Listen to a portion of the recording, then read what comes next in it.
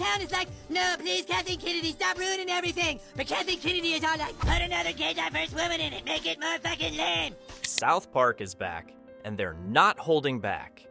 In their latest episode, Into the Panderverse, they take a hilarious swing at Disney, mocking their obsession with changing the races and genders of classic characters. South Park brilliantly turns Disney's so-called woke agenda into a punchline, questioning whether these changes are about genuine diversity or just ticking boxes. Fans who feel confused or frustrated by these shifts are finding South Park's take incredibly relatable. The timing couldn't be better. Disney's upcoming Snow White remake starring Rachel Zegler is already facing backlash, and South Park isn't letting it slide, taking aim at Disney's choices. Eric, it's okay. Okay. Mom, I had a dream that I was replaced by a diverse woman. Bed and make sure there's no Disney executives under there. I promise there's not. I'm scared, Mom. Will you please just look and make sure Kathleen Kennedy isn't under my bed? In a hilarious twist, Cartman has a nightmare where all his favorite characters are replaced by diverse female characters who never stop complaining about the patriarchy. It's South Park's way of poking fun at Disney's recent trend of forced diversity, basically saying, this isn't progress, it's pandering. And honestly, a lot of fans seem to agree. Cartman doesn't hold back, even roasting Disney's dropping stock price, calling it a faster fall than a bad investment. He then takes aim at Kathleen Kennedy, blaming her for the decline in Lucasfilm's movie quality. The episode hilariously mocks Disney's obsession with pandering to audiences. They introduce the ridiculous concept of a magical pander stone, used to superficially update old stories. And Kathleen Kennedy? South Park portrays her as being singularly focused on diversity without substance, making her the butt of the joke. Is there a problem, people? We were just discussing ideas of what to do with the new Prince Eric movie. Put a chick in it, make her gay. Maybe we should go a different route than we did with Indiana Jones. Fuck Indiana Jones, put a chick in it and make her lame and gay. Even Miles Morales gets dragged into the satire. When someone accuses Cartman of disliking diverse characters, the show hilariously retorts, Miles Morales is a well-developed character with his own story. This is just taking Cartman, painting him black, and calling it diversity. It's a sharp critique of lazy representation that prioritizes optics over depth. Disney's recent flops, like Indiana Jones and the Dial of Destiny, don't escape South Park's lens either.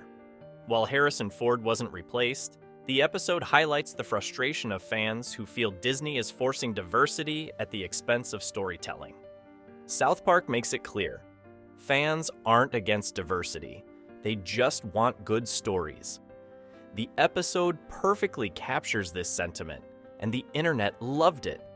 Even Elon Musk joined the conversation, praising the show, while Gina Carano took the opportunity to throw more shade at Disney. But South Park doesn't just call out Disney. They also poke fun at the overly sensitive woke crowd, balancing their critique with sharp humor aimed at both sides of the debate. In a surprising twist, Kathleen Kennedy's character admits her obsession with pandering has backfired, realizing forced diversity isn't the solution. Even Cartman takes a moment to reflect, acknowledging that endlessly complaining about wokeness isn't productive either. South Park's message is clear. True representation isn't about swapping skin color or gender. It's about crafting compelling, authentic stories with diverse characters. Both Disney and its critics are guilty of taking shortcuts, focusing on surface-level changes instead of substance.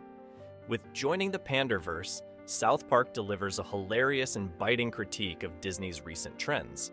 They're not afraid to call out Disney's reliance on superficial diversity while also mocking those who oppose it. It's a bold move that perfectly captures the current cultural climate in Hollywood. What did you mean by that? I mean, you know, the original cartoon came out in 1937, and very evidently so. There's a big focus on her love story with a guy who literally stalks her. Yeah. Weird. Disney's live-action Snow White remake has stirred up a storm of controversy. Rachel Zegler, the actress playing Snow White, made waves when she called the original 1937 film weird and dated. Those comments sparked backlash, with many accusing Disney of pushing a woke agenda. Zegler explained that the new Snow White would focus less on romance and more on the princess's independence, even downplaying the role of the prince, played by Andrew Burnap. But this didn't sit well with many fans. Critics accused Disney of trying too hard to modernize a classic, sparking a wave of memes and angry posts on social media. Fans questioned Disney's direction, asking if the studio was losing touch with what made their stories timeless in the first place. I was scared of the original cartoon. I think I watched it once and then I never picked it up again. Compare this to Disney's live action, The Little Mermaid, starring Halle Bailey. That film faced some controversy too, mainly about casting, but Bailey's response was pitch perfect. She focused on the bigger picture, emphasizing representation and inspiring young girls. Her grace and positivity won over a lot of people, turning the conversation into something hopeful and uplifting. Rachel Zegler, her situation is different. The backlash isn't about her casting, it's about her words. Calling the original prince a stalker and dismissing the classic tale hit a nerve. Fans adore Snow White for its iconic place in cinematic history, and instead of celebrating it, Ziegler's comments felt like a teardown of something beloved. Here's the thing. Fans aren't against diversity. They just want it to feel meaningful, not forced. They want remakes to honor the originals, blending nostalgia with fresh ideas. Instead, Disney's changes often feel like they're stripping away the charm that made these stories timeless. Zegler's comments only added fuel to the fire. Calling the prince a stalker? That rubbed a lot of people the wrong way. Fans don't want their childhood favorites insulted. They want them celebrated. They're looking for magic, creativity, and respect for the classics. And that's why South Park's Panderverse struck such a chord. It perfectly captured the growing frustration of fans who feel Disney is more focused on checking boxes than telling great stories. It was hilarious, sharp, and, let's be honest, a little too real. This whole Snow White controversy shines a light on a bigger issue. Disney's focus on superficial changes rather than meaningful storytelling. Ziegler's comments, though likely well-intentioned, rubbed many fans the wrong way. Instead of building excitement for the future, it felt like she was tearing down the past. Disney seems caught in a tug-of-war, trying to balance nostalgia with modern values. They're attempting to attract new audiences while keeping loyal fans happy, but in doing so, they risk losing the magic of the originals. South Park's episode nailed this frustration, asking, what happens when storytelling is sacrificed for a social agenda? As we've said, we're going to be profitable in our fiscal fourth quarter this year. We lost, I think, $130 some odd million. The Snow White backlash is just one example of this cultural clash between modern ideals and timeless tales. People crave progress and representation, but they also want genuine, captivating stories. South Park's sharp satire drives the point home. Checking boxes isn't enough if the story falls flat.